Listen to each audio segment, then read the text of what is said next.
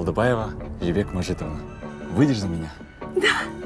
Они после свадьбы поедут в медовый месяц. Не в, а на медовый месяц. Ақылды болмай отыршы. Біз насына да высына да барған жоқпыз ғой. Короче, бір коттедж тұр. Соны сенің атына пах етіп оформить ете салайық. Болды? Әженің атына пах етіп оформить. Болмайды, уже яттап кетті. Ертең Форбстан шықса не дейсің? Мы женимся. Вот хотели подать заявление. Чтобы вступить в новый брак, вам нужно расторгнуть ваш первый брак. Ты что, была замужем, что ли? Нет, это какая-то ошибка. Я вообще не замужем. Дәурен, сен бастық істейм, а?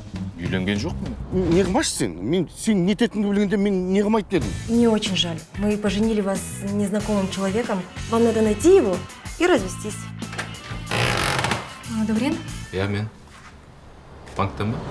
Если она узнает, от чего будет отказываться, она по-другому запоет. Вот увидишь. Тогда, конечно, я отсужу у тебя половину. Пока.